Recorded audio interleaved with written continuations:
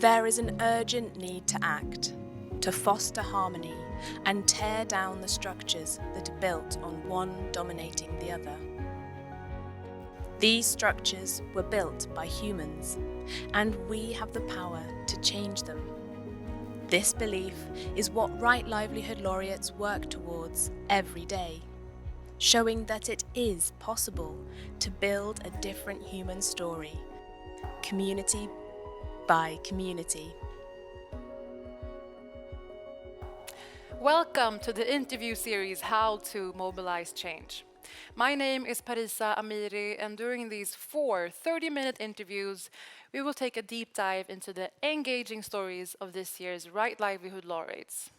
Sitting with me now is the Executive Director of the maritime humanitarian organization SOS MEDITERRANEE. Please welcome Caroline Abu Saada.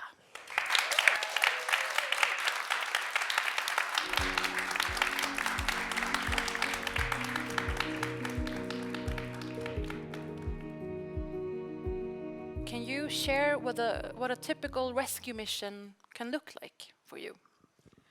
It's a broad question. A typical rescue, so we are chartering the Ocean Viking, and the Ocean Viking is a 69-meter long ship, and we have 3 teams on board the ship. There's the team of the ship owner, the team of SOS Mediterranee, so the professional rescuers, and then we have a partnership with the International Federation of the Red Cross and Red Crescent Societies. So they're handling the post-rescue operation, and we are mainly focused on the rescue itself.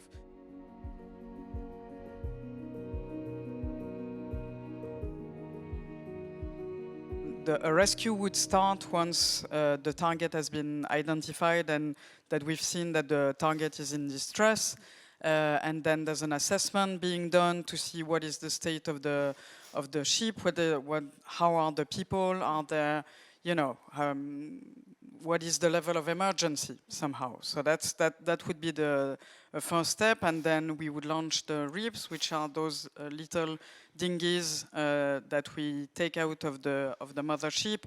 They go in the water, and then they would distribute life jackets.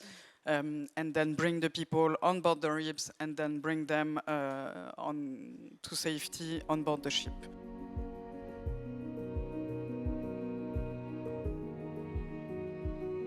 It's the deadliest zone in the Mediterranean and in the world at the moment in terms of maritime migration. So that's where we decided to work, and then we would rescue any ship that is in distress. Now, the in distress is always something maybe difficult to assess, but so far, all the embarkations we've seen were not able to basically reach any land without any issue for the safety of the people on board. So either because the inflatable thing would already be collapsing, or because they wouldn't have, the motor was not working, or any other reasons that would not make that specific embarkation able to reach land safely.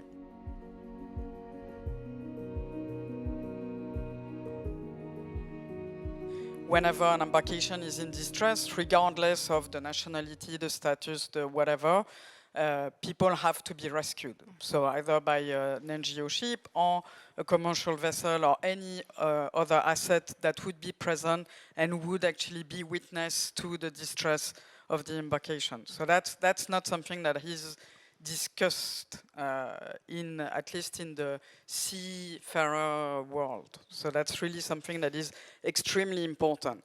It has been slightly deviated when it comes to this type of search and rescue operation, because there's a lot of questions on the way we work or why do we operate that way.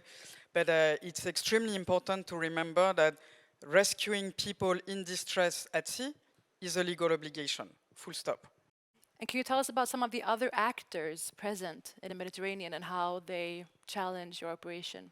It's a very busy route, the central Mediterranean. So you have, of course, other NGOs that are present, but not that much now. There's less and less NGO present in that region. There's of course the maritime sector, so the commercial ships that are going up and down the Mediterranean Sea. You have, of course, some Coast Guard. So depending on where exactly you are, you have the Libyan Coast Guard, the Italian Coast Guard, or others. And those would be the main actors at sea. How are the coast guards of Libya or Italy interfering? It's two very different actors. So the Italian Coast Guard have been supportive, and they are mainly at sea as well, trying to rescue people. So we do have a collaboration with the Italian maritime authorities. That's something that is also important for us. The Libyan Coast Guard are far less homogeneous, so it's different groups tied together.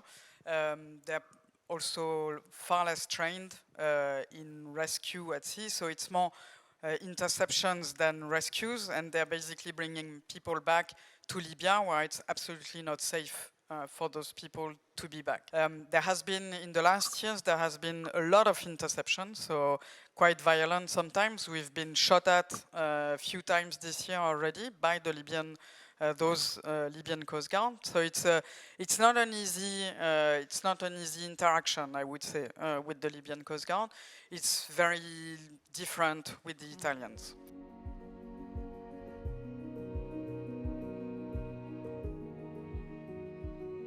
But what kind of support or help can you receive from this violence, after this violence with the Libyan Coast Guard? The teams were quite shocked because it was two very stressful events, also for the people who had been rescued and for the teams. Now we're basically calling on the partners of the Libyan Coast Guards and the Libyan authorities to make sure that this would not happen again. That's basically all we can do at our level. So this would have to be taken also by state actors like the Italian or the European states to actually make sure that this kind of event doesn't happen anymore. What led you personally to dedicate yourself to this cause? Myself. Probably just a path, because I've been working in the humanitarian sector for my entire life. I'm Palestinian, so probably with a father that has moved as well, not willingly, from Palestine. So that's people on the move is something, and the obstacles that they're facing is clearly something that is close to my heart. Now it's also being based in Europe at the moment, it was also not possible for me to not be involved in a crisis that was literally at the border of Europe.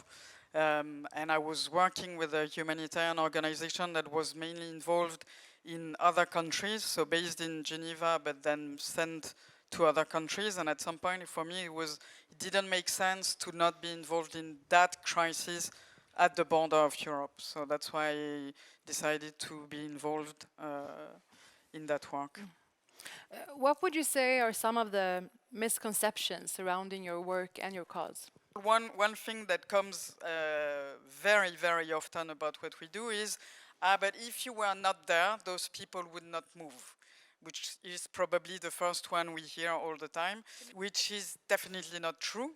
And there has been a lot of studies now, so from different universities, including one being funded by the National Research Center in Switzerland, other the Florence University, Oxford University, and others, and they all show basically that there's the presence of NGO vessels is not a pull factor. That people are actually the two main factors are the state of the conflict somehow in Libya, and the weather conditions, because it's of course when you have huge waves and the weather is extremely bad, it's much more difficult to actually go at sea with those very small embarkation. So that's something that is clearly stated all the time, and something that we usually say is that it's The only thing that changes when you have vessels from NGOs or no vessels from NGOs is just the death rate. And that you can, when you look at the last years, you can see that whenever there's absolutely no NGO vessels, there's of course more death at sea. The other things the other thing that is maybe overlooked is the fact that NGOs at the moment are only doing less than 20% of the rescues. So globally, the other rescues are being done by commercial ships or by other actors. So it's not like we're definitely not a pull factor.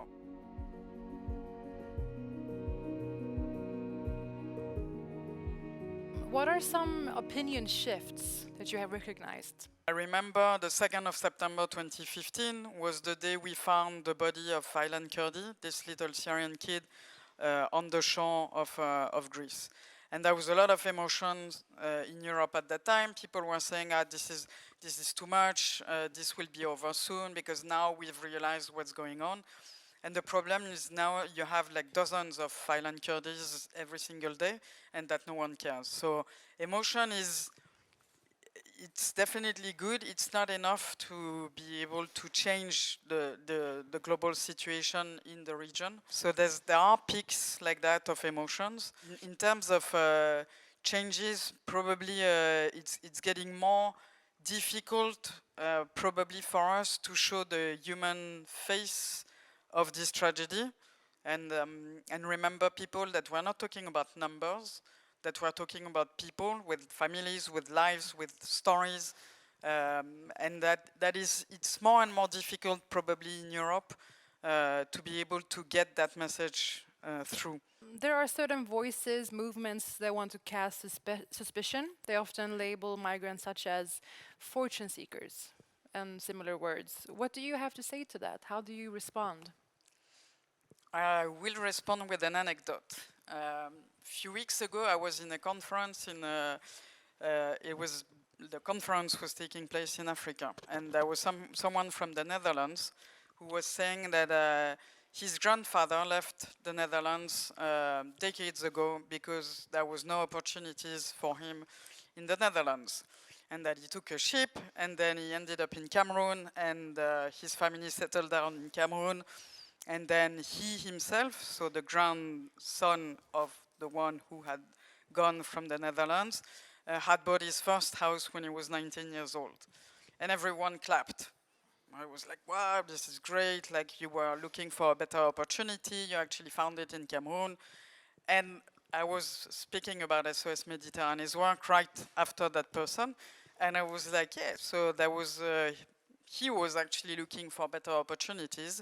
And when it's the other way around, then it's, you know, there's a suspicion on why would people not be allowed to look for better opportunities somewhere else. I mean, it's also, so for me, it's always very interesting to see from which perspective people are talking. And I think we should not forget that people that we are rescuing, for example, are people fleeing conflicts. I mean, we still have a lot of Syrians on board the ship. We have a lot of people from Yemen, from Sudan, from Somalia. So there's people who are actually entitled to an international protection. And at the same time, we also have, I mean, we can see more and more that the frontiers between conflict-driven and climate change-driven displacement, it's very thin. I mean, how do you know, when you have conflicts over resources because it's a drought-affected area, where would you classify that? Is it climate change? Is it conflict? You know, is it looking for better opportunities because there's no possibility for any kind of livelihoods in that region? So for me, it's always very difficult to put people in like small boxes. Maybe it's easier for us to understand, but real life is not small boxes.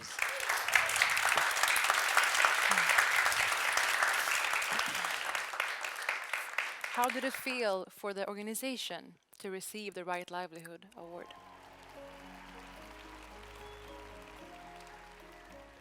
It was a very emotional moment because it was. I remember when I got the call, it was right after a very difficult operational sequence. We were very, very happy. Also because it's a way to shed light on a situation that we find more and more difficult to shed light on. So it was, yeah, it was a very emotional moment probably for us. What kind of effects are you hoping this could bring? Clearly a rise of awareness that there is a humanitarian crisis at sea that is still going on, that this has not gone away, that it's still there, that we still have a lot of people dying at sea. I mean, 2023 is the deadliest year at sea since 2017.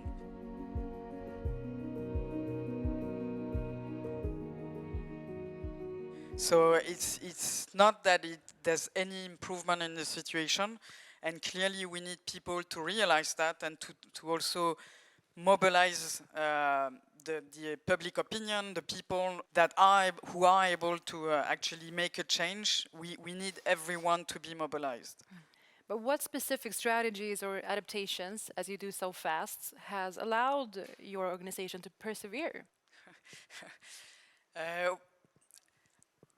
Probably we're a bunch of very committed / crazy people. I don't know, it depends which day of the week you would be talking to. But it's, no, I think we have the chance to have a fantastic professional team on board the ship. They are extremely committed people. All the associations, because we are a European network, so we have an association in Germany, in France, in Italy, and Switzerland, and we're actually pooling resources to make that operation happen. And it's, yeah, I think we're also supporting each other. We have the chance to have people that are coming from different perspectives as well. So you have people who have been in the humanitarian sector for a while, people who come from the maritime world and are also extremely committed to that operation.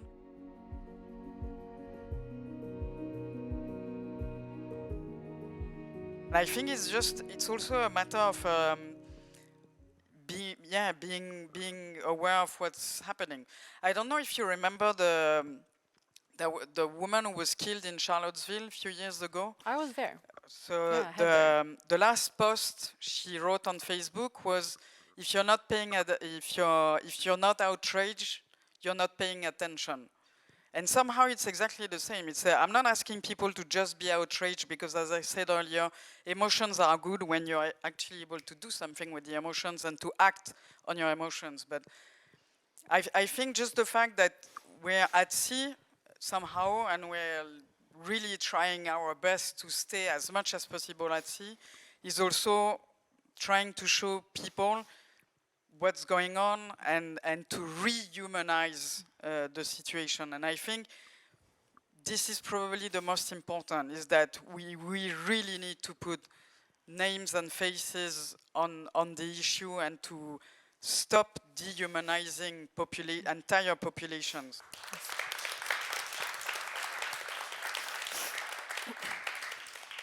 You mentioned the term rehumanizing. One part of your work is lifting the voices and stories of survivors. How do you ensure that the stories are shared and heard, and what are some benefits you see from that? So for us, it was really important to not fall into being the voice of the voiceless category, because those people have a voice and they're actually willing or not, by the way, to share their stories. So whenever we have people on board who are willing to share their stories, we actually make sure that this story is being transmitted. So it's for us, it's really important to also respect the agency of the people on board. Some are not willing to share the stories. The trauma is too present, probably, or they just don't want at that time. Some are really willing to say, okay, I want people to know what has happened to me, and I want people to know that this is what's happening in detention centers in Libya, or this is what is happening when you're staying 3 days at sea with no water, no food, no hope. So it really depends on the people, and when they are asking us to basically share the story, that's really something we're trying to do.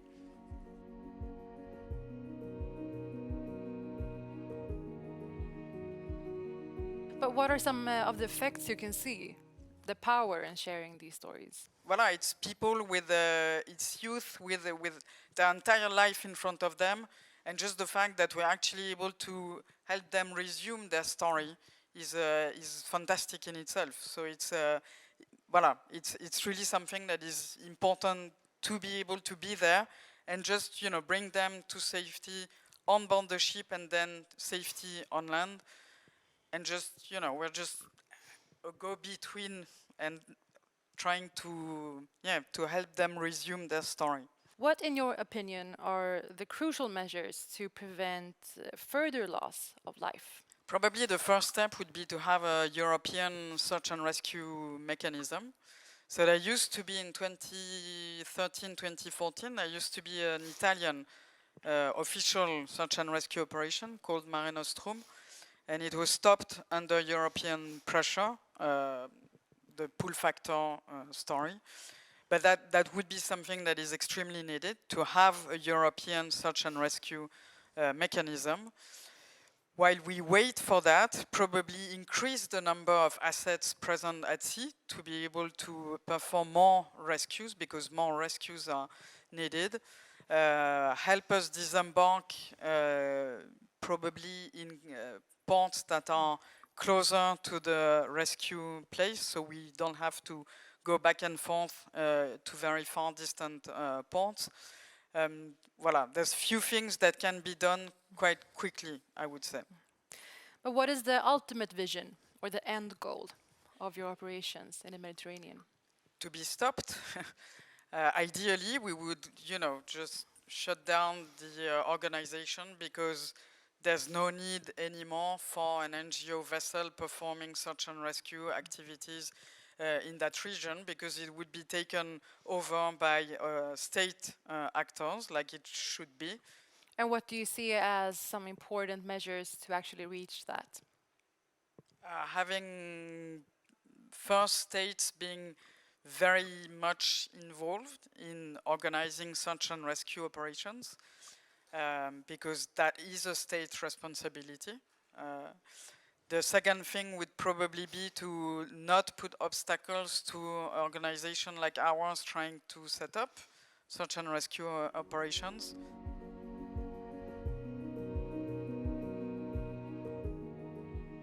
From the European Union, it's probably more the fact that there's no European search and rescue mechanism. The fact that there's a lot of discussions going on in Europe every time there's a disembarkation. Like, for example, last year in November, we had to wait 3 weeks to be able to disembark people. And we finally were allowed to disembark people in the military port of Toulon in France, just because there was a ping pong between the Italian and the French authorities. This should not happen. I mean, we had reached a point where we had to medically evacuate some people from the ship to the hospitals because their health was deteriorating too much.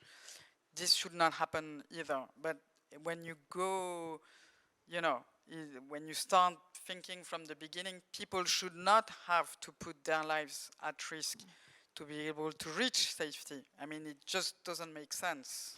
So this whole interview series is about how to mobilize change. So I have to ask you, for others wanting to create change through their work or their everyday lives, what kind of advice do you want to give them? A lot of people are telling me that they are helpless. But what can we do? We cannot do anything at our level. And it's not true. I mean, citizens do have the chance to be citizens, which means they can vote, they consume, they're consumers, so they can consume and have a very clear idea of what they consume and how they consume it. Vote, mobilize in any kind of organization that are helping people here or there or wherever. So there's a lot of ways you can get involved. Now, supporting SOS Mediterranean, I mean, we clearly need support. Probably, I mean, it's sad to say, but we do need financial support because the financial situation is so tense that we're always like trying to find money to get the ship going. We also have, I mean, SOS started from a citizen mobilization, like citizens really trying to get involved. Clearly, we need people to raise awareness on the situation. Just be aware of the situation would be a good beginning. Once they're aware, they can share their awareness with others and just, you know, spread the word and spread at least the willingness to be to mobilize. So everyone can actually do something at their level. But has there been a clear moment when you've been very close to actually giving up? 15 times a week. No, but I mean, there are moments where we're a bit like discouraged, and then you talk with a colleague, and then you're like, okay, let's do something, and then you go back. To be honest, you can't just give up. I mean, it's not like it's not a work. You know, it's not a 9-to-5 work where you can actually, you know, just close your computer and just go and do something else. It's more of a passion, or you know, it's something that, or at least I'm not really able to turn off. But none of my colleagues is either. So it's more like a collective, yeah. So how do you regain motivation? I think we're a good bunch of, again, passionate / crazy people, but at the same time extremely professional and extremely aware of what we do and the impact we do have. So it's, it's something that, and as I said earlier, it's not. There's no giving up. You can't give up. We asked this of all the laureates.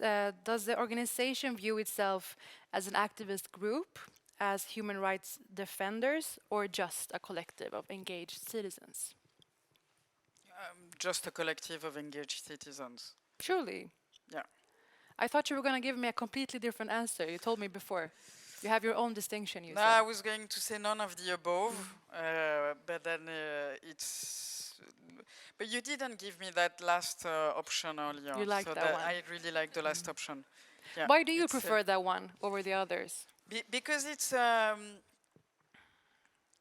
mean, we usually say we are a maritime and humanitarian organization, and it's extremely important for us to remind people that you don't need to be an activist to be outraged by people dying at sea.